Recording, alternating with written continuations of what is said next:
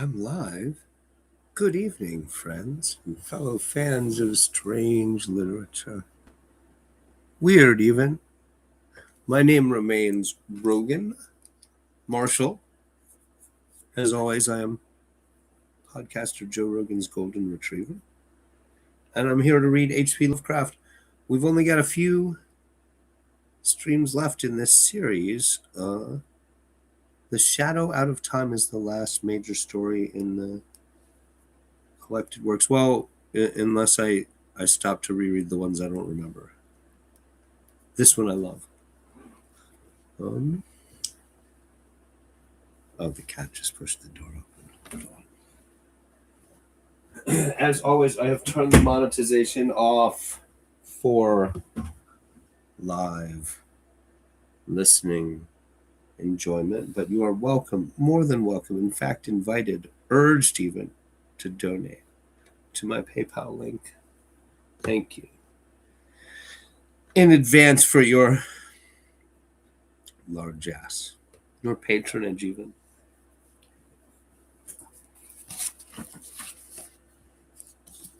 And thanks for being here to celebrate Howard Phillips Lovecraft with me. When I first started reading him in the mid-'80s, I was the only one. It seemed like. Doesn't seem like it now.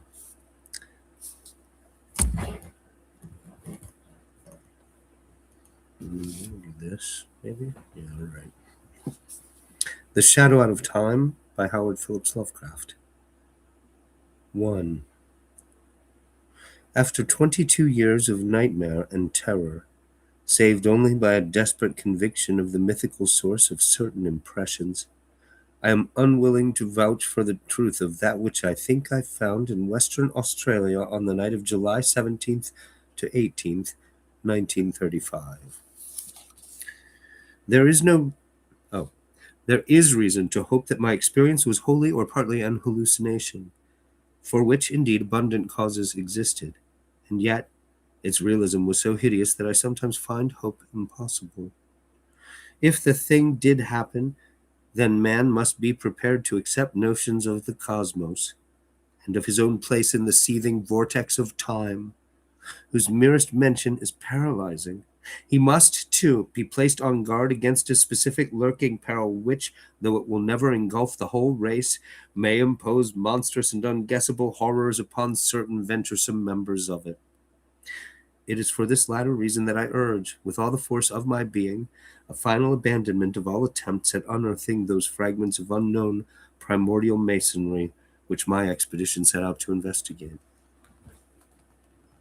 Assuming that I was sane and awake, my experience on that night was such as has befallen no man before. It was, moreover, a frightful confirmation of all I had sought to dismiss as myth and dream. Mercifully, there is no proof, for in my fright I lost the awesome object which would, if real and brought out of that noxious abyss, have formed irrefutable evidence. When I came upon the horror, I was alone, and I have up to now told no one about it. I could not stop the others from digging in its direction, but chance and the shifting sand have so far saved them from finding it. Now I must formulate some definitive statement. Not only for the sake of my own mental balance, but to warn such others as may read it seriously. These pages, much in whose earlier parts will be familiar to close readers of the general and scientific press, are written in the cabin of the ship that is bringing me home. I shall give them to my son, Professor Wingate Peasley of Miskatonic University, the only member of my family who stuck to me after my queer amnesia of long ago, and the man best informed on the inner facts of my case. Of all living persons, he is least likely to ridicule what I shall tell of that fateful night. Oh my God, Pie Wacket. You're a monster. You're like that guy in Shrek. You're a monster. Oh no, we gotta let Pie Wacket. It's not right.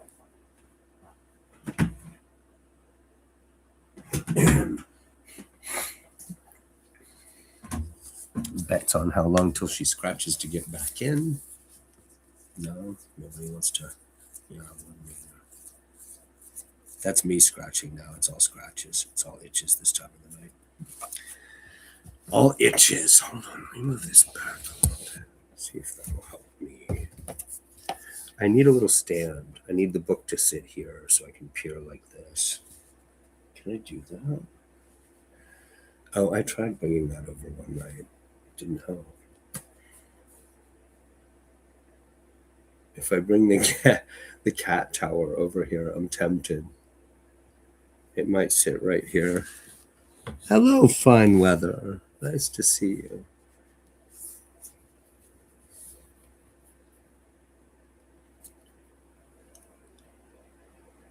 Where was I? Right. I did not enlighten him, that is, Professor Wingate Peasley of Miskatonic University. I did not enlighten him orally before sailing, because I think he had better have the revelation in written form. Reading and rereading at leisure will leave with him a more convincing picture than my confused tongue could hope to convey. He can do as he thinks best with this account, showing it with suitable comment to any quarters where it will be likely to accomplish good. It is for the sake of such readers as are unfamiliar with the early phases of my case that I am prefacing the revelation itself with a fairly ample summary of its background. My name is Nathaniel Wingate Peasley, and those who recall the newspaper tales of a generation back, or the letters and articles in psychological journals 6 or 7 years ago, will know who and what I am. The press was filled with the details of my strange amnesia in 1908 to 1913, and much was made of the traditions of horror, madness, and witchcraft which lurk behind the ancient Massachusetts town then and now forming my place of residence. Yet I would have it known that there is nothing whatever of the mad or sinister in my heredity and early life. This is a highly important fact in view of the shadow which fell so suddenly upon me from outside sources. It may be that centuries of dark brooding had given to crumbling, whisper-haunted Arkham a peculiar vulnerability as regards such shadows, though even this seems doubtful in the light of those other cases which I later came to study. But the chief point is that my own ancestry and background are altogether normal. What came from somewhere else, where I even now hesitate to assert in plain words. I am the son of Jonathan and Hannah Wingate Peasley, both of wholesome old Haverhill stock. Wholesome, I guess, means extra white. Very wholesome. Not even the hint of a Jew or an Arab in the woodpile. Nary an Italian nowhere. White as hell. Snow White. So white they're blue. I'm sorry. I'll stop. um, yeah. Yeah, this is why I like to read live, so I can ruin it. Anglo, yeah. Well, it's worth interrupting to say this. The Shadow Out of Time is Lovecraft's last major story. It's almost novel length. And it feels like this is where he figures out that the inverse of xenophobia is learning to be familiar with that which is other and therefore terrifying. Like, this is where the horror turns more cosmic, this story. And I feel like if he'd lived longer, if he'd lived several years longer, he would have both outgrown and incorporated the earlier subtextual racism and xenophobia in really interesting ways. But this is the harbinger of body work that never. He got killed by some kind of gut. I don't think it's cancer, but something like cancer that got him. He died young. He was 47.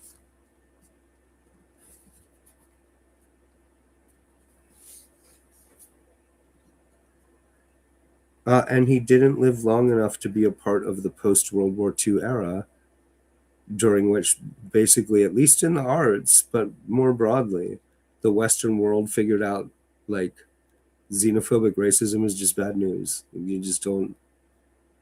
It tends to fascism. You don't do it. Like, he didn't live long enough to be a part of that sort of. I don't know if revival is the right word.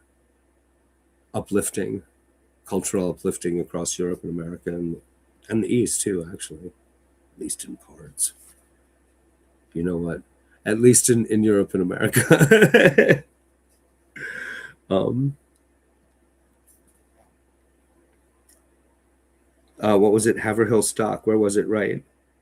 Um, I was born and reared in Haverhill at the old homestead in Boardman Street near Golden Hill, and did not go to Arkham till I entered Miskatonic University at the age of 18. It's worth repeating, Arkham is a non-existent fictional town that Lovecraft invented. It's sort of like Salem, but spookier. Miskatonic University doesn't exist. It's a sort of a stuffy, old-fashioned liberal arts school. It's sort of in the narratives. It's sort of like juxtapositioned as a competitor to Brown University out of Providence a lot. Um, Lovecraft really liked Providence. He hung out there a good bit.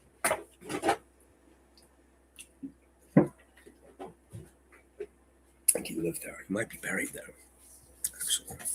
I'm pretty sure he's buried in Rhode Island. I've been to his grave. I'm pretty sure it's near Providence.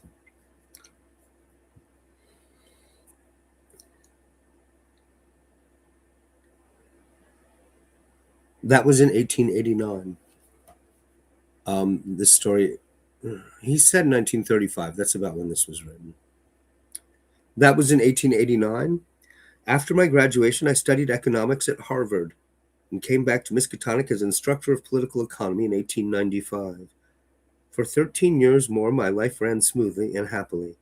I married Alice Kezar of Haverhill in 1896, and my three children, Robert K., Wingate, and Hannah, were born in 1898, 1900, and 1903, respectively. In 1898, I became an associate professor, and in 1902, a full professor. At no time had I the least interest in either occultism or abnormal psychology. It was on Thursday, May 14th, 1908, that the queer amnesia came. The thing was quite sudden, though later I realized that certain brief glimmering visions of several hours previous, chaotic visions which disturbed me greatly because they were so unprecedented, must have formed premonitory symptoms. My head was aching, and I had a singular feeling, altogether new to me, that someone else was trying to get possession of my thoughts. The collapse occurred about 10:20 a.m. while I was conducting a class in Political Economy 6, History and Present Tendencies of Economics, for juniors and a few sophomores. I began to see strange shapes before my eyes and to feel that I was in a grotesque room other than the classroom. My thoughts and speech wandered from my subject, and the students saw that something was gravely amiss. Then I slumped down, unconscious in my chair, in a stupor from which no one could rouse me. Nor did my rightful faculties again look out upon the daylight of our normal world for 5 years, 4 months, and 13 days. Uh, would I be interested in reading the ASOIAF books? What is that? What is that? Um, I've got sort of a general program. The next book after this, I've got one of David Hartwell's collections of classic horror fiction here, Foundations of Fear, which has a bunch of really famous, really good stories in it, and several novels. Uh, is he describing a coma? Oh, Game of Thrones. Caleb Guy, I'm a big fan of George R. R. Martin's early short stories. The book I'm reading next has his short story Sand Kings in it, which I think is better than his novels. Um, I met him in a bar in like 2004, and he tried to talk me into writing a movie of Game of Thrones, and I was like, it's too, I don't, it won't make a good movie. It has to be like a TV show. One of the stupidest calls I've ever made. Um, the next reading, so I try to read every night. I aim for 12:30. I end up in here about 1. I try to read for an hour. Sometimes it's only half an hour. But I save them so you can catch up later. This Shadow Out of Time that I'm reading now, this is probably 3 or 4 nights of reading. It's kind of a long story. And Foundations of Fear is the next book I'm going to read stories out of because it's out of school and it's Christmas, which is ghost story season. I was going to read something kind of weirder and heavier, One of the fans wanted me to read The Star Rover by Jack London and sent me a copy of it. But like, because it's school's out, it's going to be a lot of students in here, a lot of young people, the horror stories. That book's actually a little bit more fun than Lovecraft. It's just not as famous. I also have Night Shift by Stephen King, thinking about reading some Stephen King stories next too. But the classic stuff also has this sort of ASMR vibe, this sort of like stoner opiated vibe that's very fun to read late at night. And I'm sure there are people who are into this who are like, yes, sleepy time. Do not don't read anything real amped up, Rogan. In fact, read slower. Do it slower, slower and quieter. Um, yeah, I'm aiming for an hour every night, but I've been falling short because I've been working long hours at the restaurant. My heart feels a little better today, though. A little bit. I'm kind of old. I'm beating myself up a little bit. I'm glad you guys are here, though. This is fun. Um, where was I? Right. The long, boring, the amnesia. Is he describing a coma? I think he clarifies. Nor did my rightful faculties again look out upon the daylight of our normal world for 5 years, 4 months, and 13 days. It's a fugue state. He explains. It is, of course, from others that I have learned what followed. I showed no sign of consciousness for 16.5 hours, though removed to my home at 27 Crane Street and given the best of medical attention.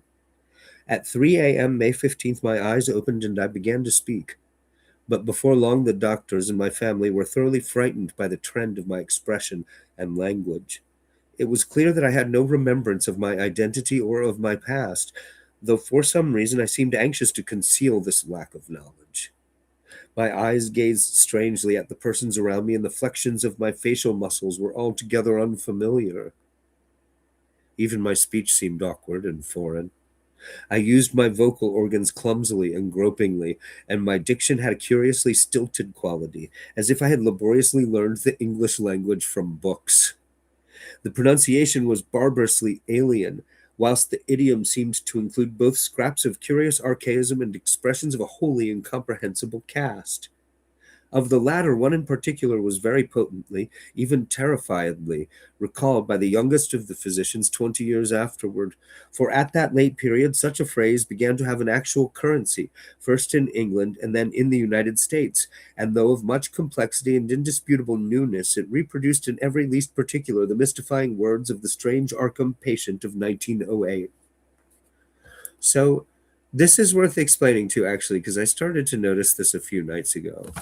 Remember Lovecraft uh, wrote for pulp magazines. He wrote very quickly for pennies on the word. Uh, he he lived with his aunts. I'm not sure how much the money mattered as much as getting the word out. By this time, he had a cult following, so pretty much anything he wrote, he could publish in Weird Tales or Amazing Stories. A couple other places. Um, Sometimes he imagines how to imagine something without, because he's described something very carefully here that a little bit of research would turn up, like 1908, right? Like he it could be he used the phrase 23 skidoo 20 years before that became a meme, right? It could be something like that, but he's writing quickly, alone. There's no internet, there's nobody sitting next to him he can call. It's easier to imagine the way to imagine it than to get the research done. By the time he'd get to the library and back to figure something out for that, he could already have the story out in the mail to the publisher. Would have been snail mail. In fact, he probably oh, you know what? He famously didn't write manuscripts the right way or type manuscripts the right way. He sent manuscripts out handwritten sometimes just to be weird. Um, like not even typed, handwritten.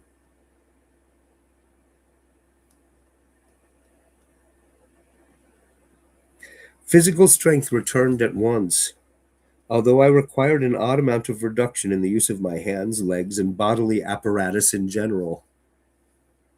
What do you mean, Howard? Because of this and other handicaps inherent in the mnemonic lapse, I was for some time kept under strict medical care.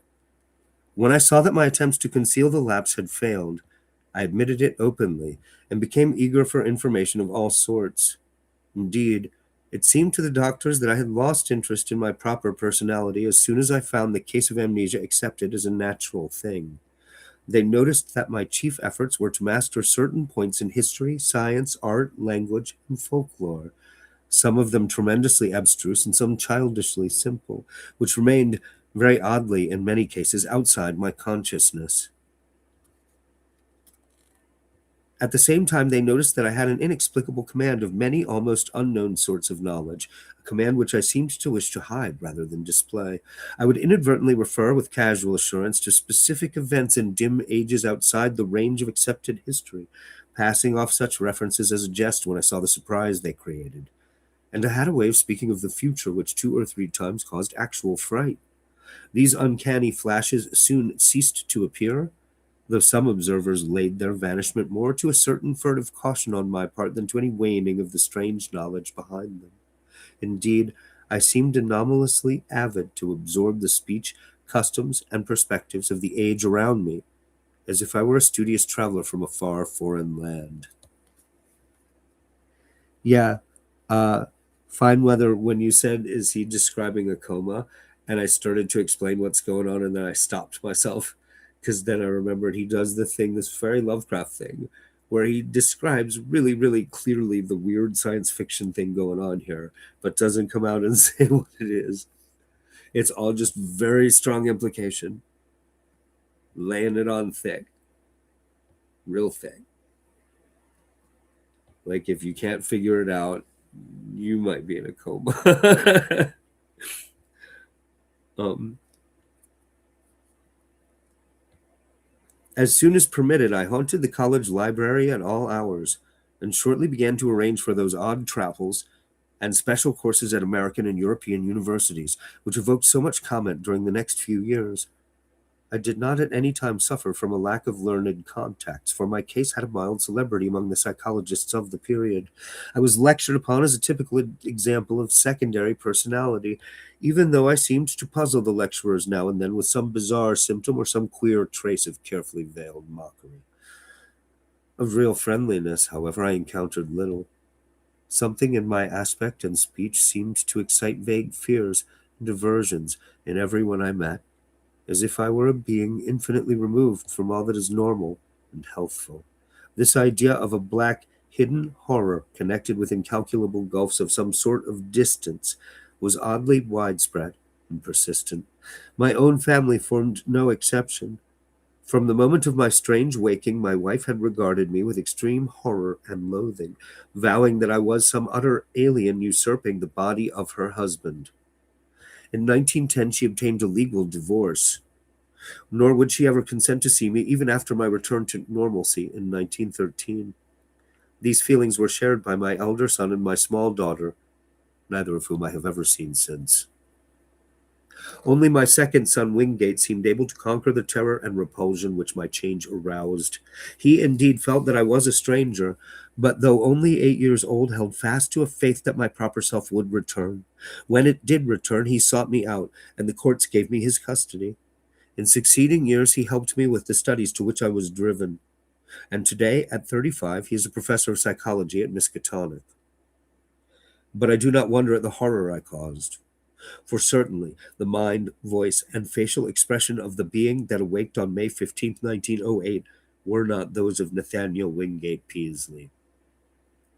I will not attempt to tell much of my life from 1908 to 1913, since readers may glean all the outward essentials, as I largely had to do, from files of old newspapers and scientific journals. I was given charge of my funds, and spent them slowly and on the whole wisely in travel and in study at various centers of learning. My travels, however, were singular in the extreme, involving long visits to remote and desolate places. In 1909, I spent a month in the Himalayas, and in 1911 aroused much attention through a camel trip into the unknown deserts of Arabia. What happened on those journeys I have never been able to learn. During the summer of 1912, I chartered a ship and sailed in the Arctic north of Spitsbergen, afterward showing signs of disappointment. Later in that year, I spent weeks alone beyond the limits of previous or subsequent exploration in the vast limestone cavern systems of western Virginia, black labyrinths so complex that no retracing of my steps could even be considered. My sojourns at the universities were marked by abnormally rapid assimilation, as if the secondary personality had an intelligence enormously superior to my own. I have found also that my rate of reading and solitary study was phenomenal. I could master every detail of a book merely by glancing over it as fast as I could turn the leaves, while my skill at interpreting complex figures in an instant was veritably awesome. At times there appeared almost ugly reports of my power to influence the thoughts and acts of others, though I seemed to have taken care to minimize displays of this faculty. Other ugly reports concerned my intimacy with leaders of occultist groups and scholars suspected of connection with nameless bands of abhorrent elder world hierophants. These rumors, though never proved at the time, were doubtless stimulated by the known tenor of some of my reading, for the consultation of rare books at libraries cannot be effected secretly. There's tangible proof in the form of marginal notes that I went minutely through such things as the Comte d'Arlet's Culte des Goules, Ludwig Prinz de Vermis Mysteries, the unaussprechlichen Kulten of von Junst, the surviving fragments of the puzzling Book of Ibon, and the dreaded Necronomicon of the mad Arab Abdul al-Hazred. Hold on. I'm gonna mute it while I clear my throat.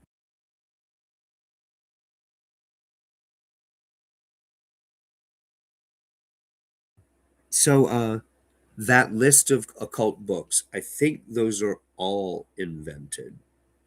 Um, Two or three of them are Lovecraft's invention, of course, the Necronomicon. But by this time, there were other satellite writers, orbiters, who were writing Cthulhu mythos related stories and using the Necronomicon. And usually they would play the same game where they would list the books on the occult secret bookshelf and then they would throw in one or two new ones that they had just invented. So, like, at least one of these was the invention of Clark Ashton Smith. I'm pretty sure Book of Ibon is E. Hoffman Price, but that might be the Clark Ashton Smith one. Um, uh, Two or three of those are from other writers in that circle. I think the the main writer who's younger, who's associated with this satellite Cthulhu stuff, is of course August Derleth. August Derleth was the youngest of the fans who regularly corresponded by snail mail with Lovecraft at the time of his death. And Derleth founded Arkham House, the publisher, to bring Lovecraft out in hardback for the first time after Lovecraft's death in 1953, reprinting his pulp classics. All this stuff was written for magazine publication originally. He never published a book in his lifetime. Um,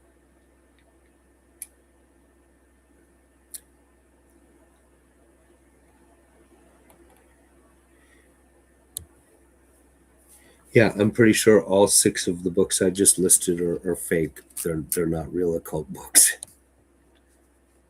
Then, too, it is undeniable that a fresh and evil wave of underground cult activity set in about the time of my odd mutation.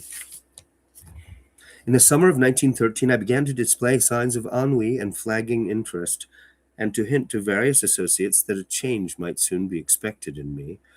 I spoke of returning memories of my earlier life, though most auditors judged me insincere, since all the recollections I gave were casual, and such as might have been learned from my old private papers.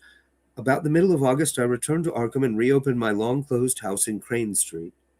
Here I installed a mechanism of the most curious aspect, constructed piecemeal by different makers of scientific apparatus in Europe and America, and guarded carefully from the sight of anyone intelligent enough to analyze it. Those who did see it, a workman, a servant, and the new housekeeper, say that it was a queer mixture of rods, wheels, and mirrors, though only about 2 feet tall, 1 foot wide, and 1 foot thick. The central mirror was circular and convex. All this is borne out by such makers of parts as can be located. On the evening of Friday, September 26th, I dismissed the housekeeper and the maid till noon of the next day.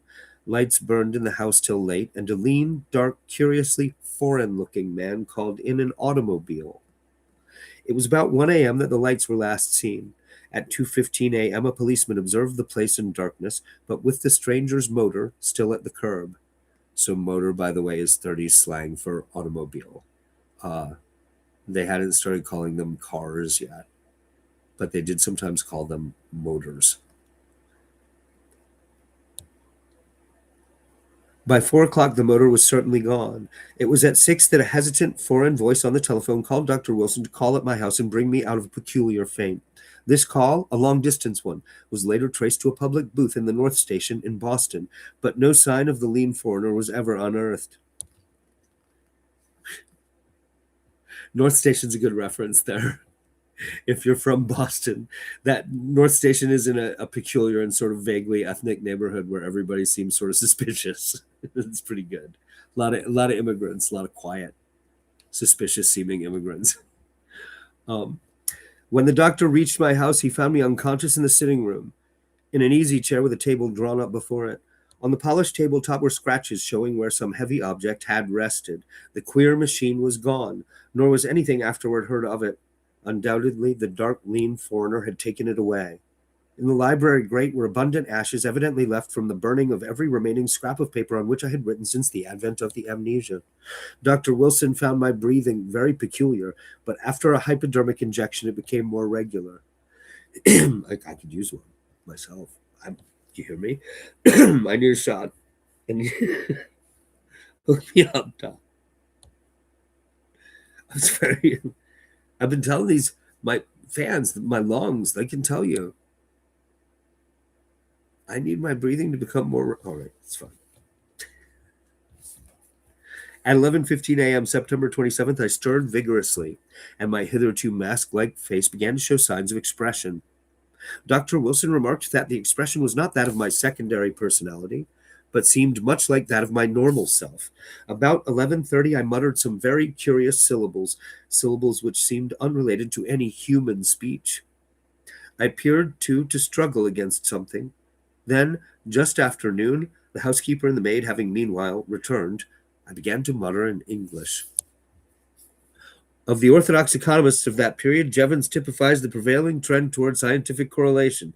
His attempt to link the commercial cycle of prosperity and depression with the physical cycle of the solar spots forms perhaps the apex of. Nathaniel Wingate Peaslee had come back, a spirit in whose time scale it was still that Thursday morning in 1908, with the economics class gazing up at the battered desk on the platform.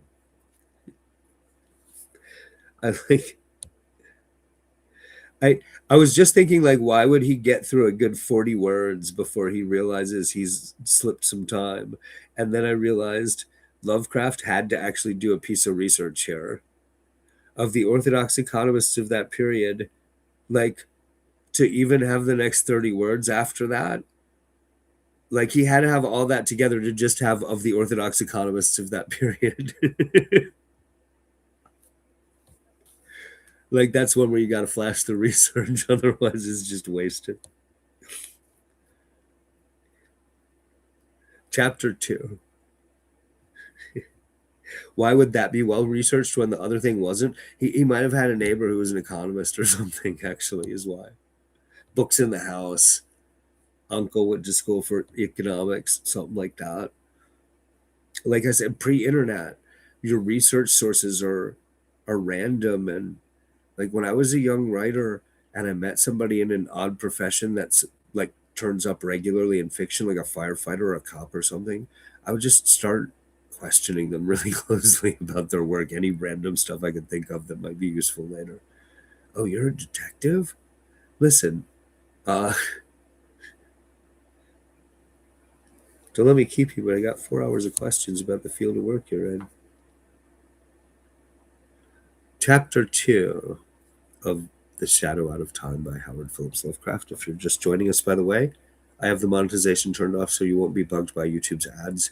If you want to throw change in the tip jar, that paypal.me/Roganautica link is the best way to tip me directly. If you use the dono button, we split that money with the house. YouTube gets actually slightly more than half of it. We do want YouTube to get money too, though. So thank you in advance. I don't. I turn the monetization on after the live because the money I get from ads is just so minimal. Like if it's like $1 per 100 viewers per hour or something.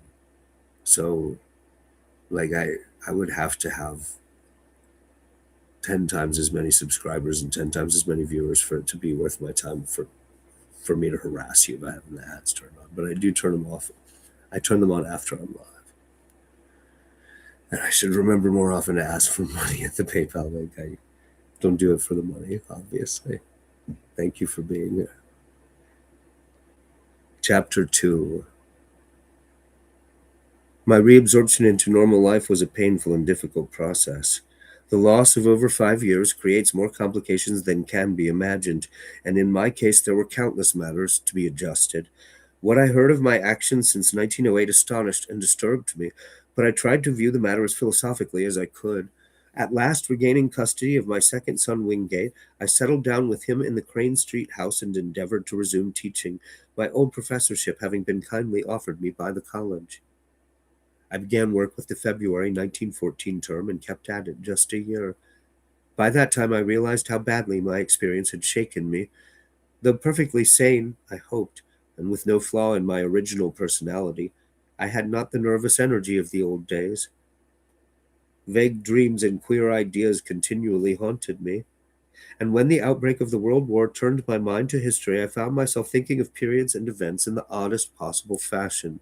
My conception of time, my ability to distinguish between consecutiveness and simultaneousness, seemed subtly disordered, so that I formed chimerical notions about living in one age and casting one's mind all over eternity for knowledge of past and future ages.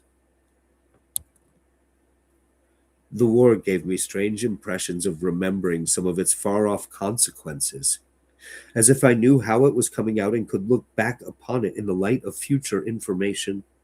All such quasi memories were attended with much pain and with a feeling that some artificial psychological barrier was set against them.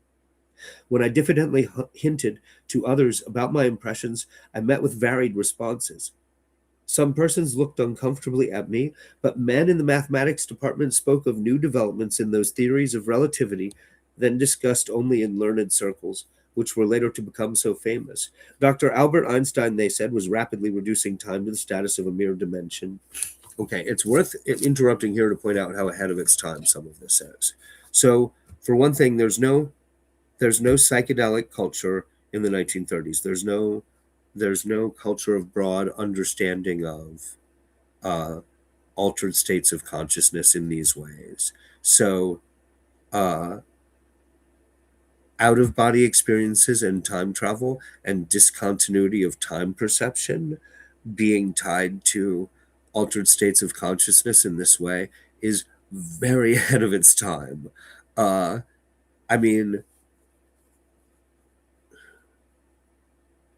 yeah, it was still wild stuff when I first read this in the 80s and the 1980s. Um, the other thing is this idea of screen memories of experiences with aliens being masked by deliberately induced amnesia and covered with screen memories or like memory wiping. Like I, I don't think that idea existed before this was written. uh I don't think as it pertains to real world things like the Montauk Project and whatever. I don't think any of this stuff had any relationship to anything in the real world for 30 or 40 years after this was written, at least. I mean, I think the first people who are into UFO research who start to talk like this, it's 1960s, I think. And this was written in the mid 30s. When he talks about the war here, he means World War One.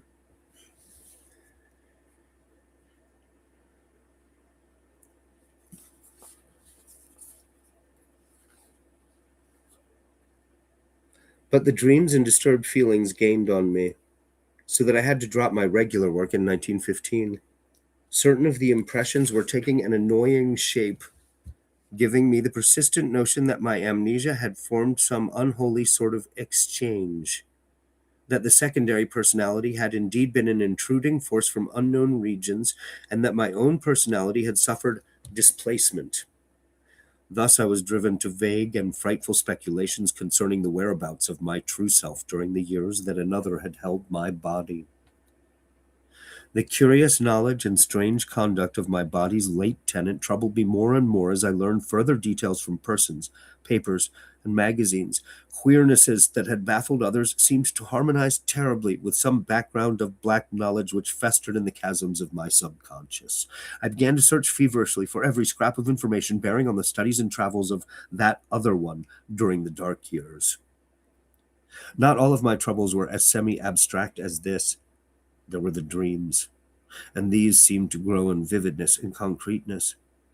Knowing how most would regard them, I seldom mentioned them to anyone but my son or certain trusted psychologists. But eventually I commenced a scientific study of other cases in order to see how typical or non-typical such visions might be among amnesia victims.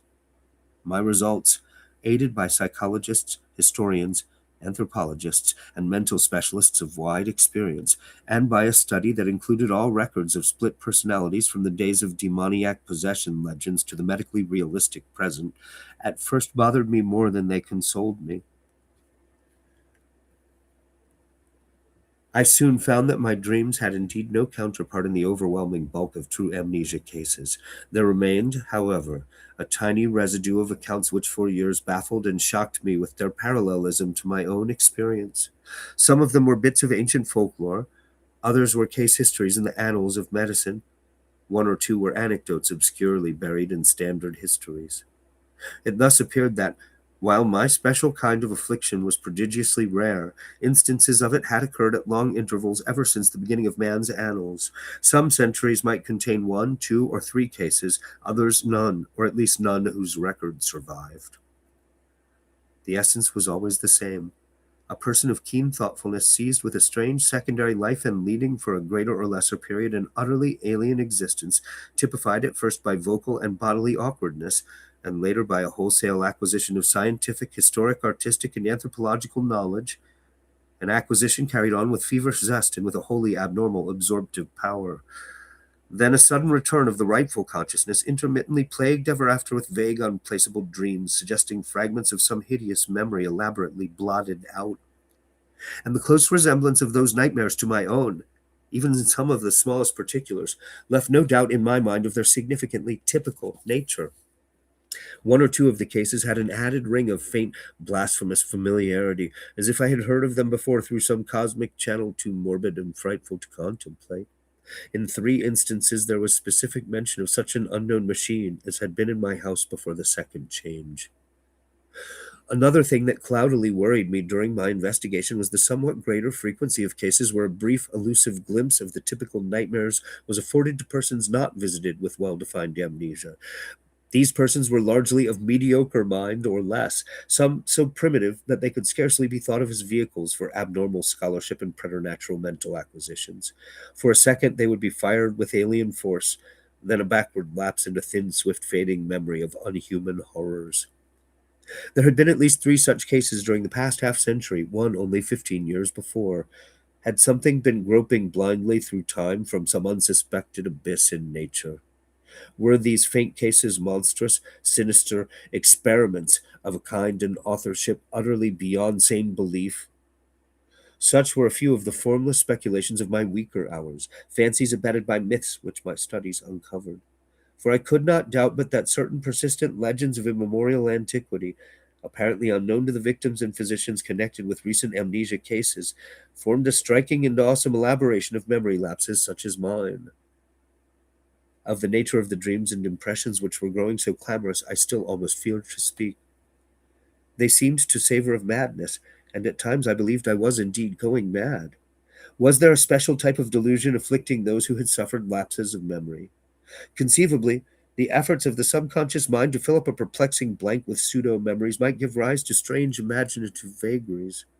This, indeed, though an alternative folklore theory finally seemed to me more plausible, was the belief of many of the alienists who helped me in my search for parallel cases and who shared my puzzlement at the exact resemblances sometimes discovered.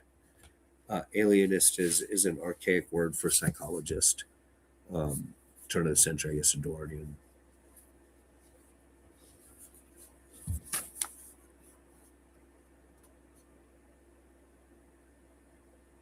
They did not call the condition true insanity, but classed it rather among neurotic disorders. My course in trying to track it down and analyze it, instead of vainly seeking to dismiss or forget it, they heartily endorsed as correct according to the best psychological principles. I especially valued the advice of such physicians as had studied me during my possession by the other personality. How about absinthe? Sure, I'll have some. Did Lovecraft like absinthe or try absinthe? I don't know anything about Lovecraft's drug habits. Uh, he was basically an uptight sort of homebody kind of guy. Uh, the impression you get from his writing is that he's super nerdy. Um, I suspect that Clark Ashton Smith might have been a vector by which Lovecraft would have been turned on to mescaline. He would at least have heard about it. I think Smith was into mescaline, judging from Smith's work. I'll read some Smith later on at some point. He's great. I just don't have my library anymore. Um, he wrote very strange stuff. He started as a graphic artist. He sold some surrealist paintings to Weird Tales, and Lovecraft admired his work and started corresponding with him and talked him into starting to write short stories. I think he's Western. He lived in Nevada or Arizona somewhere. Uh, and his stuff just looks super trippy to me. His graphic art, particularly his writing, also. But I'd like to get. I keep saying this. I know guys who know S.T. Joshi, the editor and biographer, who is way by far the world's leading Lovecraft expert, and I think I can get him in here to interview him and talk about Lovecraft. Um, and that's one of the things I want to ask him what he because Lovecraft seems really deeply fascinated by the abnormal psychology associated with um, strange drugs in throughout his work. Um, it could just be cultural. Um, I mean, Poe was fascinated with opium, absinthe. Um, Lovecraft clearly considers himself nephew to Uncle Poe, right? So, um, uh, and yeah, but I suspect that in the correspondence, there's some that particularly Clark Ashton Smith might have been a fan of mescaline. Remember, there's no broad culture for psychedelic drugs at this time. So peyote and its synthetic extract mescaline were available at this time. But as far as influencing arts and artists, it's works of art and artists. It's here and there, and it's person by person. It's very cultish and focused. And remember, there wouldn't be any reason to put psychedelic markers in your work. Like it's not like after the 1960s where there's all this nodding and winking that's shared psychedelic culture. So like you're a weed smoker, you can spot when the musicians or the people who made the movie are also weed smokers. Sometimes there's blatant weed jokes, but sometimes it's subtler. It's like that with LSD, mescaline, psychedelic drugs, particularly very in jokey subculture. Lots of in memeing, uh, but that wouldn't have been the case then. Like if Lovecraft and his friends had been into mescaline, uh, they probably would have gotten it mail order, like as a weird chemical. Uh, I don't know that it was particularly a controlled substance. I know that Aleister Crowley was into mescaline and got his mail order from a pharmaceutical house in, I think, Chicago. He mentions it in his autobiography. Um, but he only mentions it. Like, you have to know what that is to know what he's talking about. And then you realize that its influence and presence is all over Crowley's work throughout that period. There's no reason for him to say he's the head of an acid cult because it's mescaline, not acid. Same thing, but nobody would have known. There weren't acid gurus yet. There wasn't acid yet. Um, I think mescaline is synthesized about turn of the century. I looked this up not long ago. It's actually about 1910, I think, if I'm remembering right. Um, yeah, I'd love to ask Joshi. He'd know more about it.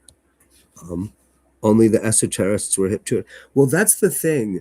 Occultists were definitely all about psychedelic drugs. Crowley's people were a mescaline cult for sure. And you kind of have to dig a little to even know that. Like,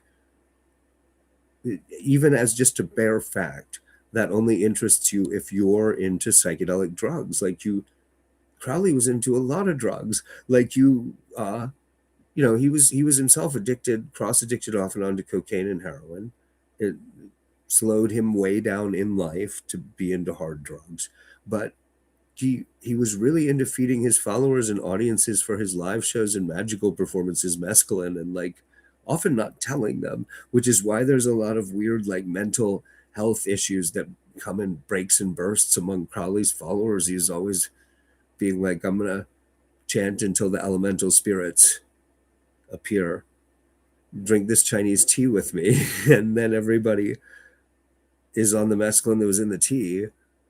And it's not like now where if somebody dosed you with one of these weird psychedelic drugs, you would figure it out. Like it would just take you about an hour. You'd be talking to your closest and oldest friends or your mom or whatever about what the hell happened to you. And they'd be like, it sounds like you might have got dosed with a psychedelic drug. And then you'd look it up and be like, oh, yeah, that motherfucking weirdo at the bar. That's what like you there wasn't any basis for that. You would have just thought your brain was sliding. There wasn't any public knowledge of strange psychiatric drugs like that. None. Um, Let alone their relationship to creativity and the arts. Um, but this is not the only story where Lovecraft talks about altered states of consciousness and abnormal psychology in ways that seem very directly influenced by psychedelic drugs. Like it's at least psychedelic in the same close but tangential way as like the Matrix or Tron or something like that, right? Like it's super trippy. Uh, there's at least one story where taking drugs is part of the story and built in. And there's one or two other stories that have jokes about drugs and drug addiction in such a way as to make it clear he's not entirely clueless.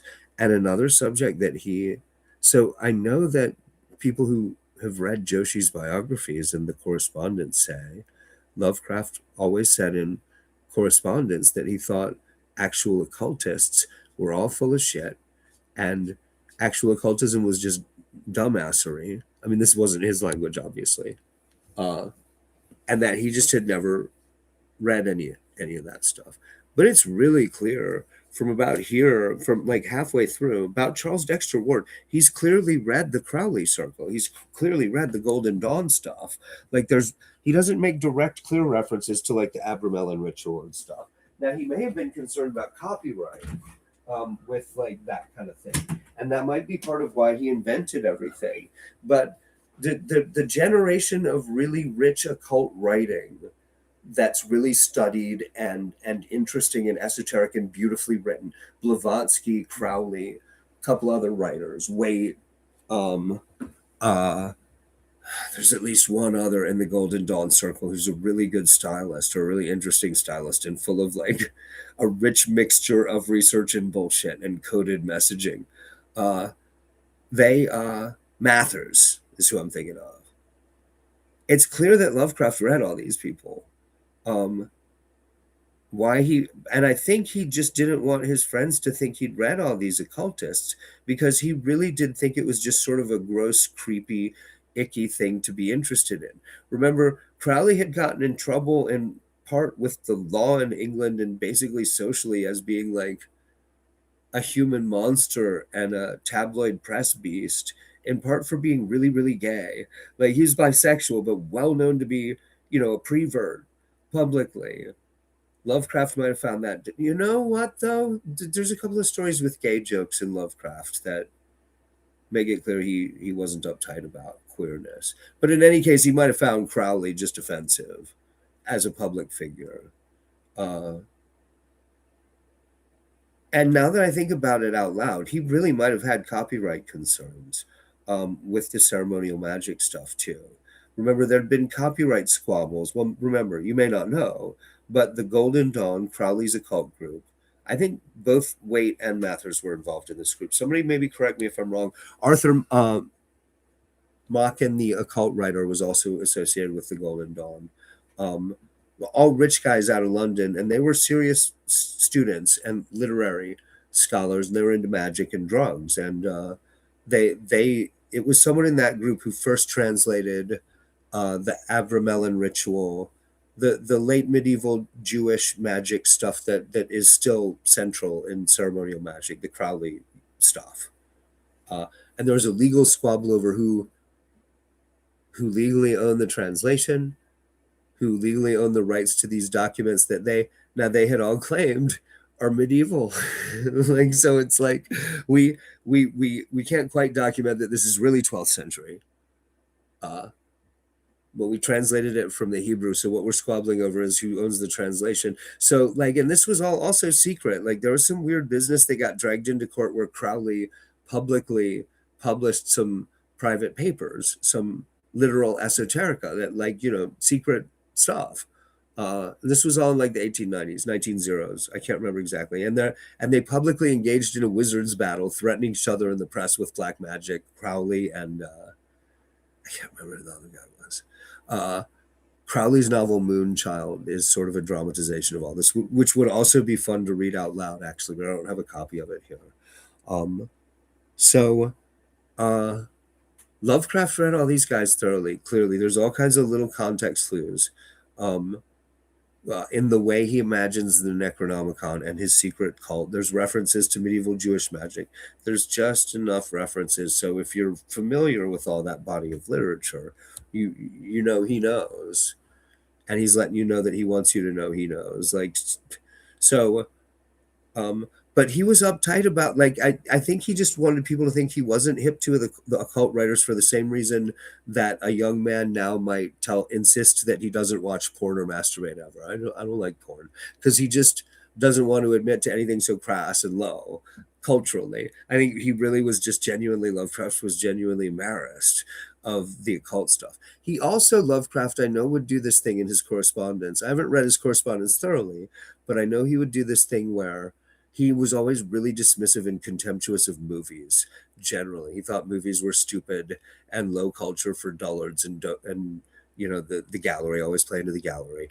But whenever any movie came out that was about things that were at all Lovecraftian, any kind of fantasy or horror movie with elements of like, astral projection or time travel, anything at all that was close in relation to his interests, he would talk it up at great length in his correspondence to his friends in such detail. It's clear he's going to see it like 6 or 8 times so he could get it totally straight in his head, because you couldn't watch a movie at home then. You'd have to go see it over and over while it was still playing new. So like, guy liked to diss movies entirely as like bullshit low culture for morons, but he went to see everything, or he wouldn't have caught the ones that should catch his interest. And you certainly would have seen them over and over and known how to analyze them, right? So, um, movies would have been the competition. Yeah. I mean, you think it's low culture. Yeah. I mean, sure. He would have been dismissive of movies for some of the same reason that I'm dismissive of video games and gaming culture, right? Like I've made myself antipositionally opposite to that culture for obvious reasons. Like he would be doing that too. Also, with the occult thing, he would be positioning himself as a rationalist and a modernist, um, and not, someone loopy. Like, uh, um, man, he's a really interesting, really complicated writer for a pulp writer. Um, he had great taste. I don't know about his correspondence, but I've read his book length essay, Supernatural Horror and Literature. I think it was published as a chapbook in his lifetime, but he really he read everything that was at all like old fashioned gothic toned horror. He knew his shit. There's stuff that he champions in that book that he was ahead of his time in championing. So I discovered Robert W. Chambers, The King in Yellow, because of Lovecraft really praising him to high heaven in that. And then David Hartwell collected one of his stories in one of his collections. So then I read the King in Yellow stories, which are just nuts. They're great. Um, Nobody really knew about that until there were a bunch of references to it in season one of True Detective. It was like Lovecraft references. It's just references. Like it's not really. It's like if something mentioned Cthulhu in the Necronomicon and nobody had ever heard of Lovecraft, but like Lovecraft was a big fan of Chambers and Arthur Machen, Algernon Blackwood, and these guys are like the core canon. The links between Poe and Lovecraft and like I was gonna say the modern era, but this is not. This stuff has never been the mainstream of horror or science fiction literature.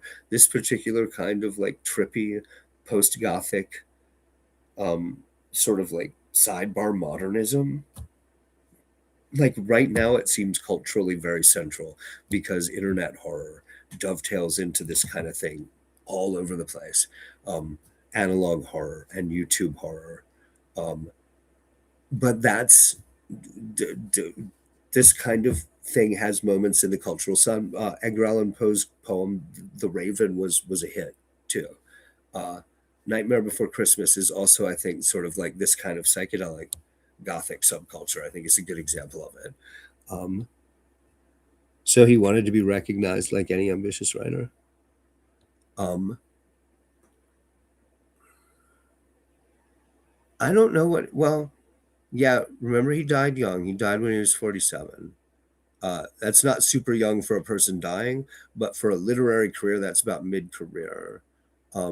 These days, writers start younger, guys like that guy who wrote Aragon and that stuff.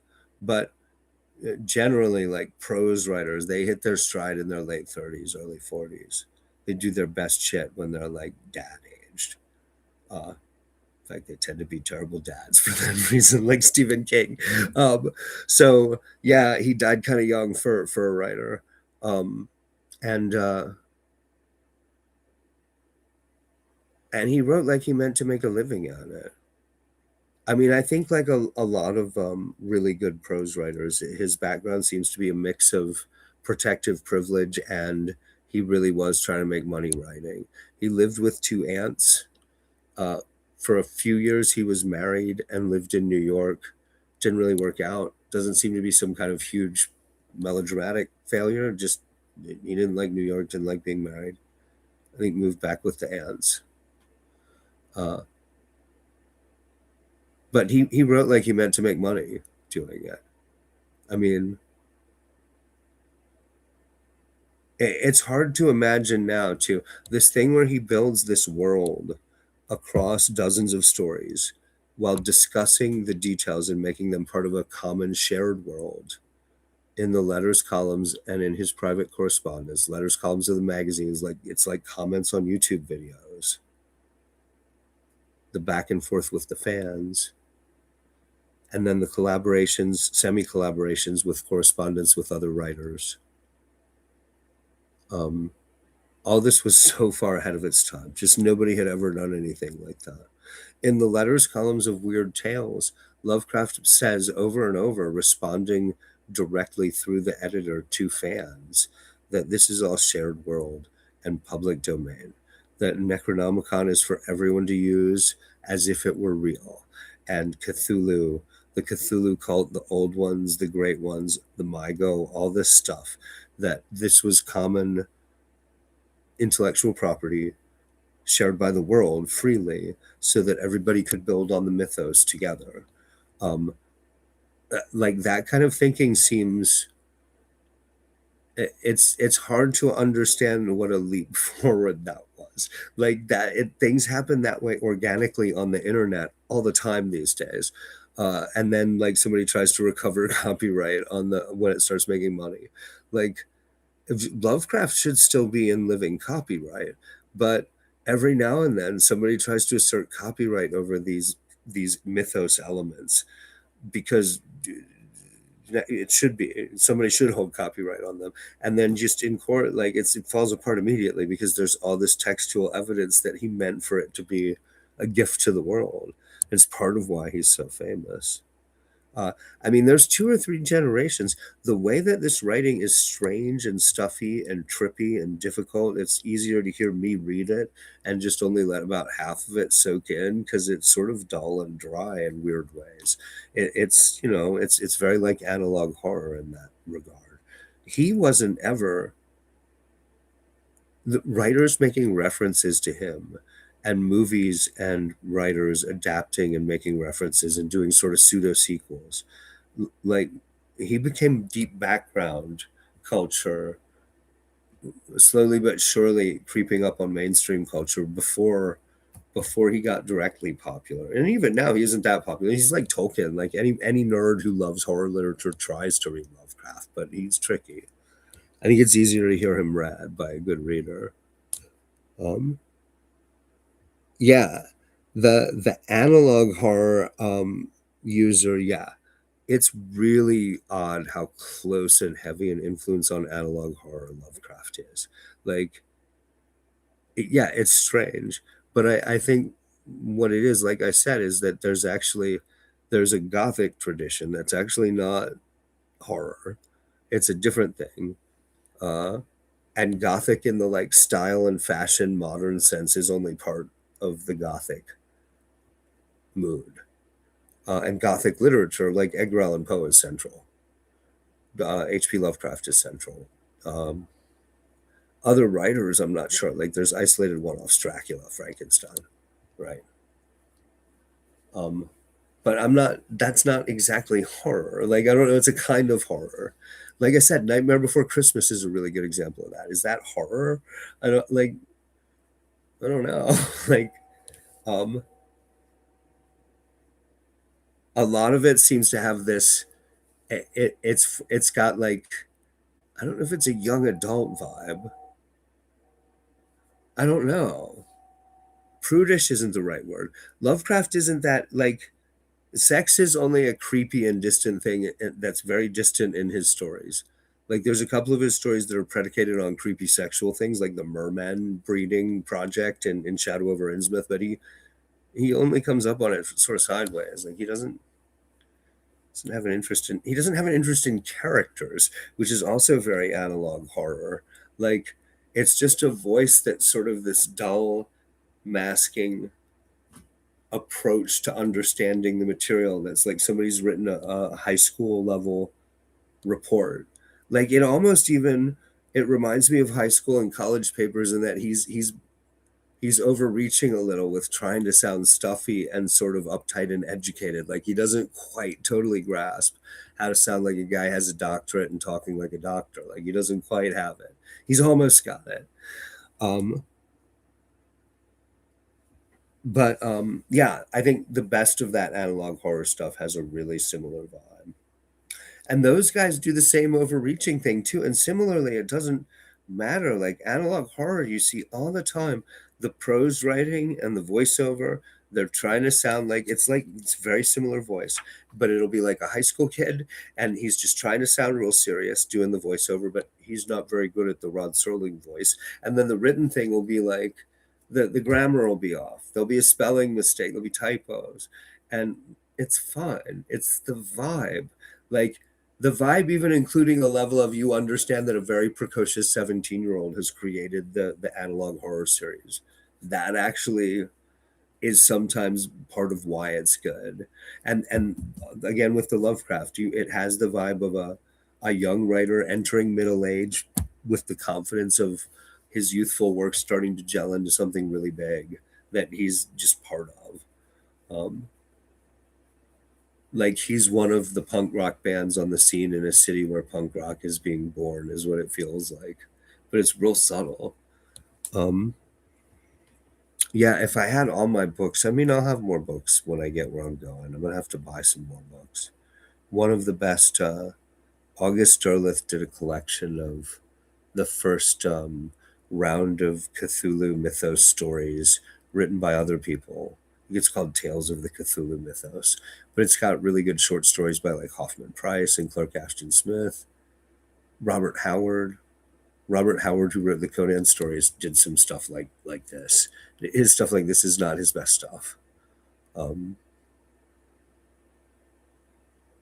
Colin Wilson, when he was very young, wrote some Lovecraftian horror that's really good too. Um, I don't know. There's the thing about writing that's like this is it always is. None of these guys are famous when they're alive. They have odd cult followings. Like Lovecraft was well known as a pulp writer on the pulp level when he was alive. There's like one major radio show did Dunwich Horror, and they talked it up in their bumps like he was a famous writer. So Weird Tales sold well. Uh, I think that amateurish prose gives the entire scene its charm, and the characters are only a way of explaining the higher concept. I think Charles Dexter is the only character that changes. Yeah, it's funny you say that because when I was in high school, I thought it would be cool to make a movie based on Charles Dexter Ward that was a fake vintage documentary that had been suppressed about an occult incident and shoot it in 16 millimeter black and white and pretend it's the 50s. And all this is very analog horror. Like it sounds like I'm bragging about being brilliant, but it really, for like 20, 30 years, that idea was kicking around in my mind. And by the time, like, it really was like the idea I just described went from being a little too avant garde and risky to make a good movie to it's old hat. Everybody did that last year. Like all those elements. Um, oh, you mean like Blair Witch 1953? Yeah, it sounds very analog horror. Um, yeah, I like that it feels amateurish, uh, and that he doesn't care about certain kinds of. Well, I mean, there's this odd thing that goes on in the early 20th century literature, where one, what's interesting about early 20th century literature is the ways in which writers are bad. All the great writers are, in their own interesting ways, arguably very bad. Lovecraft and Tolkien, as the great fantasy writers, are examples of this. But mainstream literature is full of this too. Faulkner, Hemingway, off the top of my head. Like everyone knows somebody who loves Hemingway and somebody who hates Hemingway. And they're both right. They both have good cases because he's polarizing, because he is not in old school terms aesthetically good. He skips past good to being great in all kinds of interesting ways. And you see that in high literature and low literature, in genre literature and elsewhere. Raymond Chandler is another good example. And science fiction and fantasy literature, the entire thing is that kind of, they've abandoned, in writing for the pulp market and publishing for the pulp market, these guys who invented early science fiction and fantasy and horror. They they abandoned mainstream values a lot, in part because they were recruiting second string writers who weren't good enough to write for like the New Yorker or the Strand or whatever. Um, but those people had editors and lead writers like Lovecraft among them who had a different value system and would teach the younger writers. Like the guys who didn't do good in writing school would come to Weird Tales beaten, downtrodden, told they suck by really good teachers they paid well to hear that from. And guys like Lovecraft and editors like uh, what's his name at Amazing Stories, one or two guys invented the idea of science fiction being smart about science and social science and political science, but keep the language clean and simple and don't write about sex. It's really for super brilliant, autistic 12-year-old boys. Like that whole school of science fiction. Arthur C. Clarke, Heinlein, Bester, like those guys came out of that. That's the Amazing Stories crowd originally. There's Hugo Gernsback is one of the guys who invented that school of thought. And again, they just reject all kinds of like the the general drift of central modernism is pessimism. Science fiction is always optimistic during this period. There's just humanity can't do any wrong, just trying to figure it out and trying to take control of it. That's just the guiding principle behind all science fiction. And like if there's a real problem in space, it's probably just a weird monster and you can just shoot it. Like you nuke it from orbit. Uh, yeah. Um, of the Lovecraft crowd, like Robert Howard's best stuff is not amateurishly written. His Conan stories are especially if you read them out loud. I'll get around to that too. But I've read all the Conan stories out loud at least twice. They are just astonishingly well written, and like I'm not sure anything's ever been that well written. Um, Tolkien is a really good prose writer, but yeah, he has that same thing. He doesn't care about character development the right way. There's all this political and social material that's sort of veiled and sideways and complex and just supports just like atmosphere, really, vibe. Like, but like Lovecraft, Tolkien, like if you read Tolkien out loud, it's like standard fun boys adventure stuff. A lot of it. It's got like kind of a Treasure Island vibe, only slow, real slow. Like it's really Lord of the Rings is super fun out loud, but it's like Lovecraft. There's a sense of the way in which it's slow that is absorbingly sort of world immersive that if you think with a modern brain, you try to read Lord of the Rings. Lovecraft does the same thing. Like you try to read it quietly to yourself with your ADHD coffee damaged brain, and it's hard to take it in, and it's annoying. You let somebody else read it to you. You have to relax into it, let it wash over you, and you have to warm up to it. It's an odd, unique flavor. Both Tolkien and Lovecraft.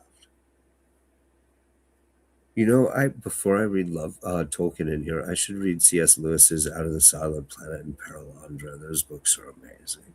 Paralandra is particularly amazing. I think, all the classic fantasy literature that's really great was written before Tolkien was reprinted in paperback in the United States. When that happened, I think it's 1966, and that demonstrated that adult fantasy could make bank. Then grifters come in, and then a younger generation that's committed to a lower kind of literature. Before Tolkien's reprinted in paperback, fantasy literature is only about a total of 12, maybe 20 writers deep, maybe 60 books, and they're all madmen who've read each other. It's like two or three people publishing at a time who are all fans of the two or three before them from about 1850 to about 1940. And they're all geniuses. They're all incredible. Um, and they're all close influences on each other, which is why there are all these echoes in Lovecraft and Robert Howard of C.S. Lewis and J.R.R. Tolkien, because they're all fans of William Morris, of Lord Dunsany, of George MacDonald, of Algernon Blackwood, of Arthur Machen. They've all read the same 10 guys. Um, oh, these are all my favorite writers. um, Yeah. So this I'm gonna wind this up for now. This story is long enough that it's probably gonna take me 3 or 4 nights to read. Uh, and through the Christmas break weeks, the next 2 or 3 weeks, and moving, I'm gonna be reading short stories from Foundations of Fear, the David Hartwell collection, almost entirely. I was gonna read a novel, The Star Rover, and I think my copy's misprinted, but also like it's just super weird. The horror stories are a little friendlier. And while school's out, like the kids dig Lovecraft and stuff like Lovecraft, which seems so strange. It's very cool. There really was never a time in my life when I could honestly, with a straight face, say the kids dig Lovecraft. It's really cool. I got into him when I was 13. I discovered Lovecraft when I was 13. I got hold of a paperback called The Color Out of Space and Other Stories um, that blew me away. In fact, I talked too much about how good it was. Somebody at school stole it. I still have not read that specific collection again. In fact, I've only read the first half of it, but I remember vividly what stories I read and in what order. Um, were the earlier writers better because you read each other but had their own originality? Yes, some. And like I said, I think a lot of them are into psychedelic drugs, like E.R. Edison, Lord Dunsany. Um, there's a little bit of a like early acid rock kind of vibe. Um, It's a little bit like the early punk rock bands, actually. Before the Ramones and the Sex Pistols made punk rock top 40, there's this period from like the Sonics to the Velvet Underground to like about 1975 where like actual punk rock is all a little bit off the mark, but there's definitely a thread, and it's like two or three bands listening to two or three bands. Like clearly, the Stooges were into the Velvets, they were all into the Sonics. Like it's like that. Um, uh, so like for instance, George MacDonald um, was a very odd, super psychedelic Christian fairy tale writer who was one of the first writers to write fairy tales for adults at all. Um, One of his most famous books was called The Princess and the Goblin. Um, the Princess and the Goblin, like, is such a huge influence on the Narnia stories and The Hobbit. Like, I don't want to actually read outright children's literature in here, but if you read The Princess and the Goblin, your respect for The Hobbit as a book and the Narnia stories as books is going to drop by about 20% permanently because it's just that huge an influence. Um, but George MacDonald also wrote fantasy novels for adults. He was one of the first writers. He was a close friend of Lewis Carroll's, which is one of those things that makes me wonder. Like Lewis Carroll reads like he was into psychedelic drugs, and George MacDonald really reads like he was into psychedelic drugs. William Morris, the furniture designer, is also a key writer in this history. William Morris, when he was in his 80s, started writing adult fantasy novels that are very sort of Lord of the Rings flavored. Um, like the stories are kind of like Lord of the Rings, and the writing is in this fake medieval, like late medieval style, like it's a King Arthur manuscript that's just super cool. Um, I have one of those books here, The Well at the World's End. Uh, Lord of the Rings wouldn't exist without William Morris. E.R. Edison was also a big fan of William Morris, and clearly Tolkien was a big fan of E.R. Edison. He wrote The War of Ouroboros and some of the strangest sequels like ever written to anything. All these books are great, just great, great books. But these writers were really obsessive. So almost all these guys, they either had day jobs that they were like, or they were independently wealthy. Like Lord Dunsany, he was a lord. Uh, he self-published his first couple books. Um, James Branch Cabell, I think, was independently wealthy too. And so they were obsessive. Like like you read that Tolkien wrote like Middle Earth related literature for decades before he worked up actually writing publishable like um, genre fiction novels in the form of Lord of the Rings and The Hobbit.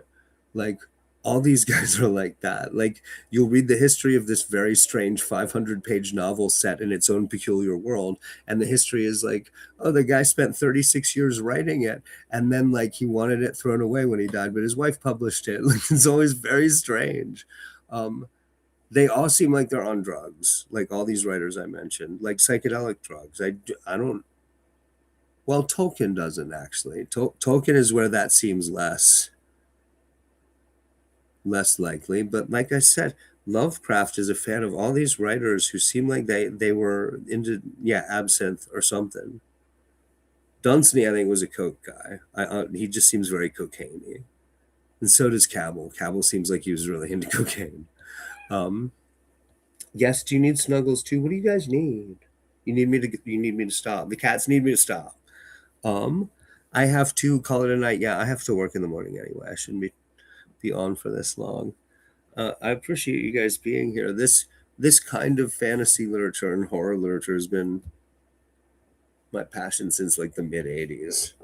And like I said, there isn't the only way I could spread the word about this kind of thing in the past was to develop girlfriends who would let me read to them, and eventually I had daughters who had to put up with me reading to them. My wife, I mean, she eventually left. My wife, my daughters too. I'll see you guys in the next one. Tolkien had his pipe though. I like in Lord of the Rings, it's pretty clear pipe weed is supposed to be something that is not tobacco or marijuana. Like it's supposed to be a really it's actually a very peculiar drug joke. It's like absinthe actually. It's like he's describing something that you're like, wait a second. It's pipe weed. What is this? Yeah, hobbits like to smoke it, and the wizard particularly likes it, but some people think it's good to smoke. Okay, hold on. I want some of that. Like, it's totally. I like that Peter Jackson's movies just made it into a weed joke in passing, though. I like that. When I first saw Fellowship of the Ring, I saw that coming. I was like, odds are Peter Jackson, the Meet the Feebles guy, is gonna make the pipe weed into just like a passing weed reference, and sure enough. um yeah, I'll see you guys in the next one. I'm gonna be working crazy overtime up to and through Christmas at the Pizza Hut. So, when my strength gives out, this is what's going to suffer the most. I will very likely at some point announce in the other stream that I'm about to do a reading stream and then just collapse and pass out instead. I apologize in advance. I've done that once or twice already. But I'll see you guys in the next one. Thanks a lot, everybody.